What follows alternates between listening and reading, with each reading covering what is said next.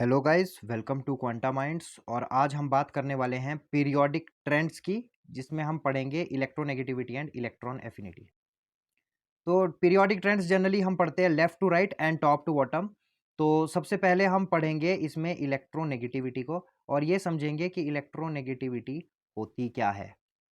देखिए, इलेक्ट्रोनेगेटिविटी क्या होती है? जब दो एटम्स आपके पास के बीच में, दो एटम्स के बीच में बॉन्ड बना होता है, तो वो क्या कर रहे होते हैं? अपने इलेक्ट्रॉन्स को शेयर कर रहे होते हैं। अब जैसे कि ये दोनों एटम्स इन दो इलेक्ट्रॉन्स को आपस में शेयर कर रहे हैं, ये जनरली आप बॉन्डिंग में पढ़ते हो। तो ये इलेक्ट्रॉन्स जिसके ज्यादा नजदीक होंगे, जैसे ये ए अगर इन दोनों इलेक्ट्रॉन्स को ज्यादा खींच रहा होगा तो इस पे पार्शियल नेगेटिव चार्ज आ जाएगा और इस बी पे पार्शियल पॉजिटिव चार्ज आ जाएगा। तो ये जो प्रोसेस होता है कि कौन इलेक्ट्रॉन को ज्यादा नजदीक खींचता है, उसी को ही इलेक्ट्रोनेगेटिविटी कहा जाता है। ओके। अब इलेक्ट्रोनेगेटिविटी का ट्रेंड अगर हम देखें तो लेफ्ट टू राइट और टॉप टू बॉटम, ये जनरली हम पढ़ते हैं। लेफ्ट टू राइट मतलब अक्रॉस द सीरीज, और टॉप टू बॉटम हो गया डाउन द ग्रुप कैसा रहेगा। तो लेफ्ट टू राइट आपकी इलेक्ट्रोनेगेटिविटी जनरली क्या होती है? इंक्रीज करती है। और टॉप टू बॉटम आपकी इलेक्ट्रोनेगेटिविटी डिक्रीज करती है। अब इसके पीछे रीजन क्या है कि लेफ्ट टू राइट इंक्रीज हो रही है और टॉप टू बॉटम डिक्रीज हो रही है? देखिए, इसके पीछे रीजन बता देता हूं। तो देखिए, लेफ्ट टू राइट क्या होता है? Electron is added to same shell.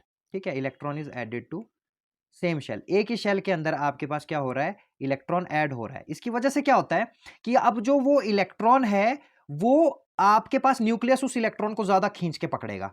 मतलब वो जो शेयरिंग वाला इलेक्ट्रॉन है उसको ज्यादा जोर से पकड़ा जाएगा, जिसका मतलब कि आपके पास उस एटम की क्या हो जाएगी? इलेक्ट्रोनेगेटिविटी इंक्रीज हो जाएगी। अगर हम टॉप टू बॉटम की बात करें तो electron is added to extra shell.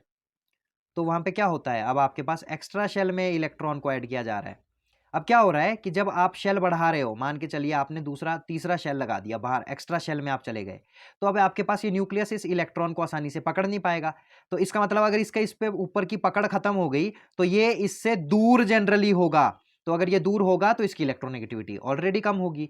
तो जैसे जैसे आपके पास एक्स्ट्रा शेल बढ़ते जाते हैं, इलेक्ट्रोनेगेटिविटी कम होती जाती है, और लेफ्ट टू राइट आप जाते हैं तो इलेक्ट्रोनेगेटिविटी इंक्रीज होती जाती है। ये तो होगी बेसिक। क्या इसमें कोई एक्सेप्शंस हैं?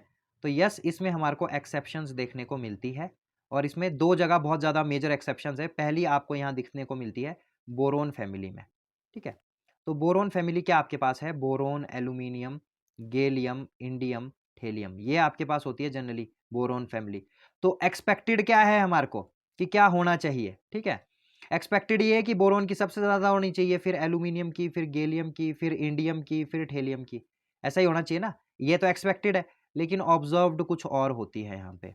क्या होता है कि बोरोन की तो ज़्यादा होती है, लेकिन एल्यूमिनियम से ज़्यादा गैलियम की निकल के आ जाती है, फिर इंडियम और नियरली थेलियम की सेम हो जाती है। तो ये आपको पता होना चाहिए, ऑब्जर्व्ड और एक्सपेक्टेड। इसके पीछे रीज़न ये है कि गैलियम का कैसा होता है? स्मॉल साइज होता है।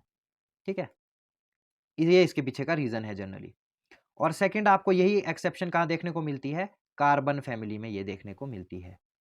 तो कार्बन फैमिली में क्या होते हैं? पहले कार्बन के बारे में पढ़ लेते हैं। कार्बन के जनरली होते हैं कार्बन, ठीक है, सिलिकॉन, फिर जर्मेनियम, फिर टिन और फिर लेड। ठीक है, तो आपके पास जो एक्सपेक्टेड है वो क्या होना चाहिए? यहाँ पे भी आपके पास यही होना चाहिए, कार्बन, फिर सिलिकॉन, फिर जर्मेनियम, फिर आपके पास टिन होना चाहिए, फिर लेड होना चाहिए। लेकिन जो आपको मिलती है यहाँ पे, जो ऑब्जर्व्ड है वो थोड़ी अलग है। वो क्या है? कार्बन की तो सिलिकॉन से ज़्यादा है, बाकी जर्मेनियम, टिन एंड लेड की सबकी बराबर ही होती है। तो ये आपको इलेक्ट्रोनेगेटिविटी पता होनी चाहिए।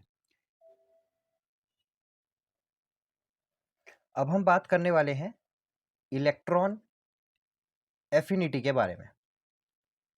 तो इलेक्ट्रॉन एफिनिटी क्या होती है और इसको और किस नाम से जाना जाता है? तो इलेक्ट्रॉन एफिनिटी को इलेक्ट्रॉन गेन इंथैल्पी के नाम से भी जाना जाता है। इलेक्ट्रॉन गेन इंथैल्पी, इसका मतलब क्या होता है? इट इज इट रिप्रेजेंट्स, ये क्या रिप्रेजेंट करती है? Amount of energy released when electron is added to atom. मतलब क्या हो रहा है कि आपके पास एक एटम है, उसमें आप एक इलेक्ट्रॉन को ऐड कर रहे हो। ठीक है, एटम में इलेक्ट्रॉन ऐड हो रहा है उसके आउटरमोस्ट शेल में। जब आप एटम के आउटरमोस्ट शेल में इलेक्ट्रॉन को ऐड करते हो, उसी को ही हम इलेक्ट्रॉन एफिनिटी कहते हैं बेसिकली। और मैं आपको बताऊं तो ये इलेक्ट्रॉन एफिनिटी दो टाइप्स की हो सकती है। इलेक्ट्रॉन एफिनिटी, ठीक है, ये हो सकती है इट कैन बी नेगेटिव, ये नेगेटिव हो सकती है, और electron affinity can be positive.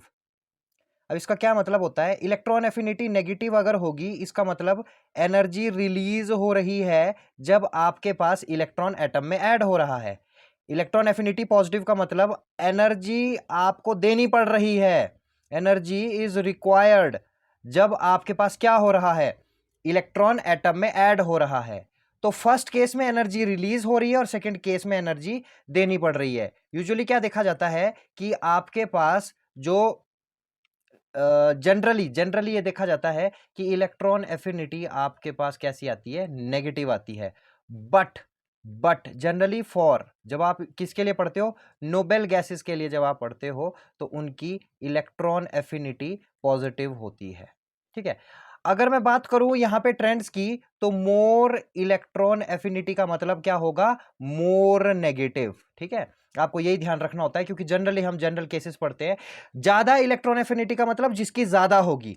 तो अब इसका ट्रेंड पढ़ते हैं जनरली, तो जो इसका ट्रेंड पढ़ा जाता है तो इसका ट्रेंड क्या होता है, लेफ्ट टू राइट की अगर मैं बात करूं तो इलेक्ट्रॉन एफिनिटी इंक्रीज होती है। ठीक है, और अगर टॉप टू बॉटम की बात करूं तो इलेक्ट्रॉन एफिनिटी डिक्रीज होती है। इसके पीछे रीजन वही है, देखिए क्या होगा, सेम शेल में क्या जाएगा, इलेक्ट्रॉन जाएगा।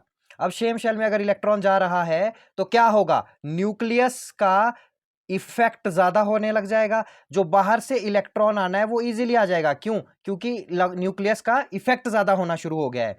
वहीं पे ही यहां पे क्या हो रहा है, डिफरेंट शेल में इलेक्ट्रॉन जा रहा है। ठीक है, अगर डिफरेंट शेल में इलेक्ट्रॉन जा रहा है तो आपके पास क्या हो रहा है, शेल ऐड हो रहा है, शेल इज एडेड। तो आपके पास अगर बहुत सारे शेल ऐड हो जाएंगे न्यूक्लियस से, जितने जितने शेल ऐड होते रहेंगे वो शेल उतने ही दूर होते जाएंगे, और अगर वहां पे इलेक्ट्रॉन डालना है तो डिफिकल्ट होगा क्योंकि न्यूक्लियस उसको इतना अट्रैक्ट ही नहीं कर पाएगा।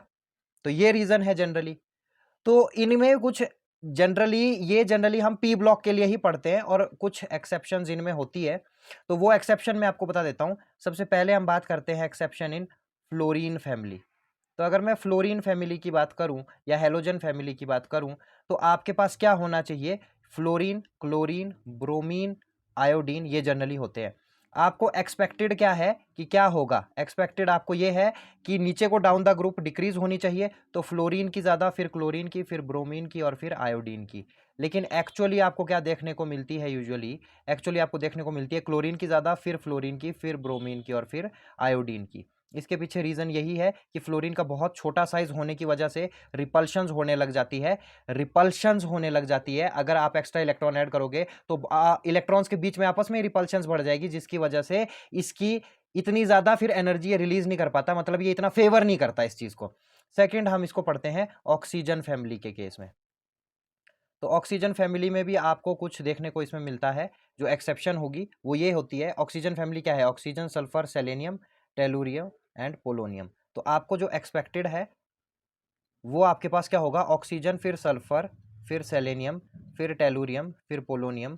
और एक्चुअल क्या होता है, जो आप एक्चुअली इसको देखते हो तो एक्चुअली सल्फर की सबसे ज़्यादा होती है, फिर सेलेनियम, फिर टेलुरियम, फिर पोलोनियम, और सबसे लास्ट में ऑक्सीजन। और इसके पीछे भी रीज़न वही है आपका कि आपके पास ऑक्सीजन का साइज़ बहुत छोटा है, तो बाहर से इलेक्ट्रॉन अगर आप डालने की कोशिश करोगे तो वो और ज़्यादा रिपल्शंस होनी शुरू हो जाएगी, और रिपल्शंस की वजह से वो इतना फेवर नहीं होगा। तो यही थे गाइज आपकी सारी एक्सेप्शंस अबाउट योर टॉपिक। और आई होप आपको ये वीडियो पसंद आई होगी। अगर आपको ये वीडियो पसंद आई है तो इस वीडियो को एक लाइक कर दीजिए, इस चैनल को सब्सक्राइब कर दीजिए, वीडियो को शेयर कर दीजिए, ताकि ऐसे ही आपके लिए क्विक इन्फॉर्मेटिव वीडियोस हम लाते रहें। Thank you so much.